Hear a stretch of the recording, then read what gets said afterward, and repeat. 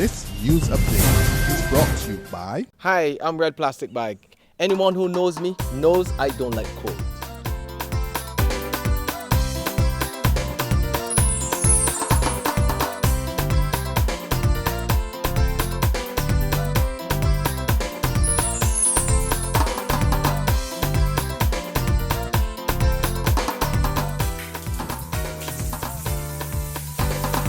Sunshine reigns in my country. I love it. Catch the sun power.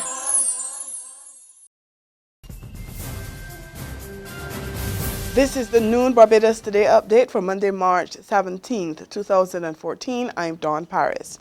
Government is missing out on as much as $2 billion as a result of income tax deductions and allowances, as well as waivers and concessions.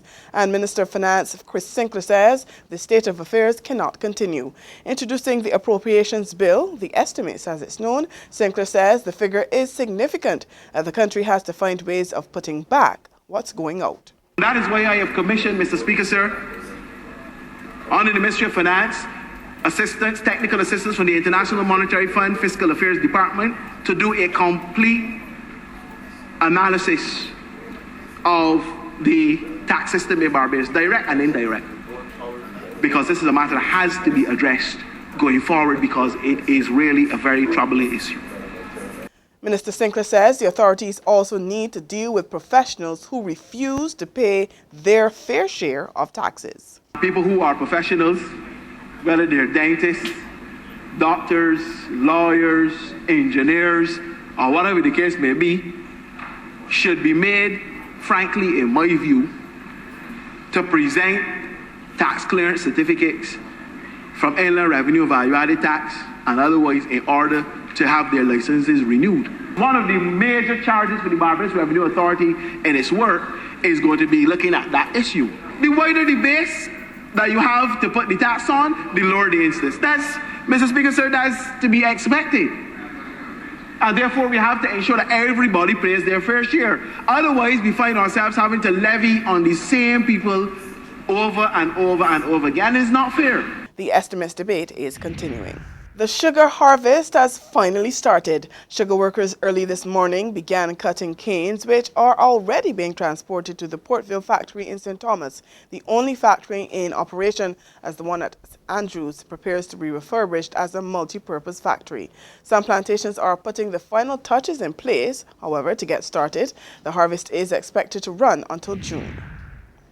The price of gas has gone up yet again. From midnight last night, gasoline increased by 4 cents, diesel by 5 cents, and kerosene by 1 cent. Motorists will now pay $3.18 per litre for gasoline, $2.87 per litre for diesel, and $1.85 per litre for kerosene. The cost of cooking gas has also been increased by between $2 and $9 depending on the size of the cylinders. The Barbados Football Association is looking outside for a general secretary, and it's not because there's no one suitable here. BFA President Randy Harris says those locals who make the cut just want too much money. He declined to say how much pay is on offer, but he tells Barbados Today the association will have to bring someone from abroad to fill the post that he says is essentially that of a chief executive officer. The persons who applied believe it was a secretary recording minutes and, keeping appointments and stuff. This is the CEO of the BFA, and we want to take the BFA to another level. As I told you, we had 2 great candidates, but we were not in a position to pay them the kind of salary that they really wanted at this point. The post has been vacant since former General Secretary Chris Graham resigned on September 6. The vacancy has been advertised since late last year. There's regional and international news after this short break. Hi, I'm Red Plastic Bag. Anyone who knows me knows I don't like cold.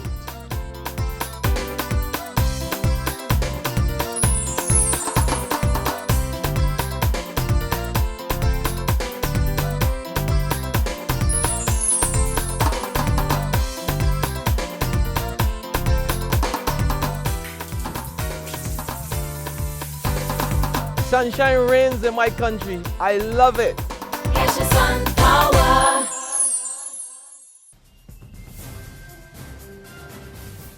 To the region now, well, he refused to appear before a commission of inquiry probing the bloody July 1990 coup, but now Yassin Abu Bakr is promising to share his side of the story.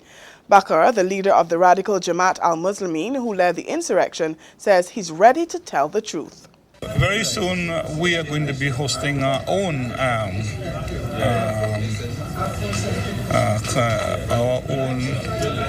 explanation of the issues that led up to July 1990, and we will clear up all the questions that are unanswered, because everybody else who came, nobody knows what happened. After sittings spanning 3.5 years, the Commission of Inquiry, headed by Barbadian jurist Sir David Simmons, prepared a 1,324-page report which was laid in Parliament last Friday. It calls for, among other things, victims of the coup to be paid compensation and the establishment of a day of national significance on July 27th, the anniversary of the event.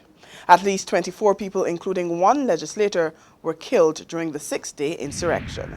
In international news now, Ukraine's Crimean Peninsula has formally declared independence from Ukraine and asked to join the Russian Federation. This follows yesterday's controversial referendum, which officials say overwhelmingly backed leaving Ukraine. But the government in Kiev says it will not recognize the results, while the US and the EU say the vote was illegal and have vowed to impose sanctions on Moscow. That's been the Noon Update. Join us again at 6 this evening. Until then, log on to www.barbadostoday.bb, subscribe to our e-paper, and like us on Facebook to get more news and sports. I'm Dawn Paris. This news update is brought to you by Hi, I'm Red Plastic Bag. Anyone who knows me knows I don't like cold.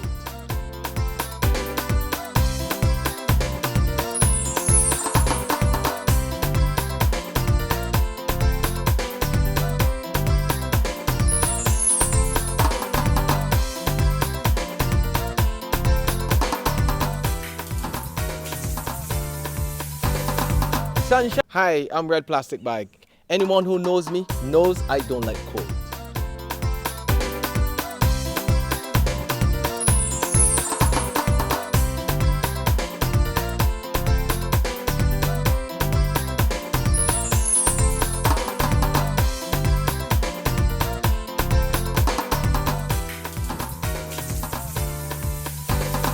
Sunshine reigns in my country. I love it. Catch the sun